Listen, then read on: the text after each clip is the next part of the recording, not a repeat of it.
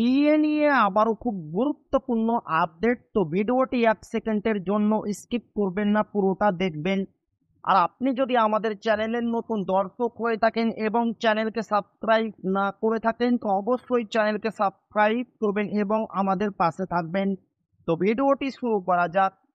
সরকারি কর্মীদের ব্যাংক অ্যাকাউন্টে ঢুকলো ডিএর টাকা। এপ্রিলের শেষে দারুণ খবর দিল মমতা বন্দ্যোপাধ্যায়ের সরকার।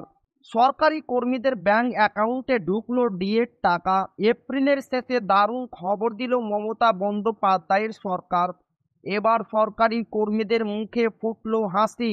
মঙ্গলবার সকালে ডিএ সহ বেতন ঢুকেছে বহু সরকারি কর্মীদের ব্যাংক অ্যাকাউন্টে।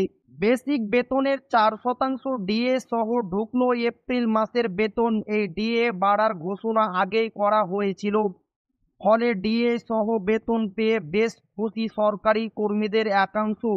তবে এখনও রাজ্য সরকার ও কেন্দ্রের মধ্যে ডিএর অনেকটা ফারাক।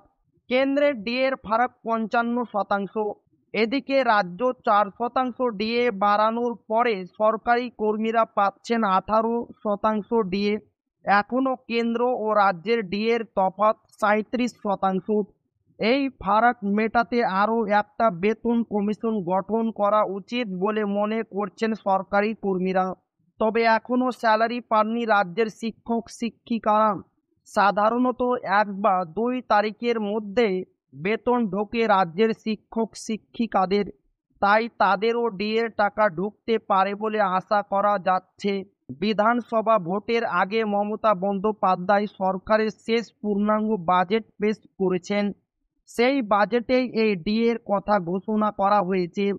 তো এই ছিল ডিএ নিয়ে খুব গুরুত্বপূর্ণ আপডেট, যা আপনাদের মাঝে শেয়ার করলাম। তো ভিডিওটি ভালো লাগলে অবশ্যই আপনার বন্ধুদের শেয়ার করবেন, যাতে তাদেরও উপকার হয়।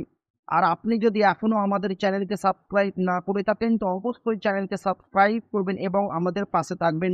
তো আবারও দেখা হবে ডিএ রিলেটেড খুব গুরুত্বপূর্ণ ভিডিওতে।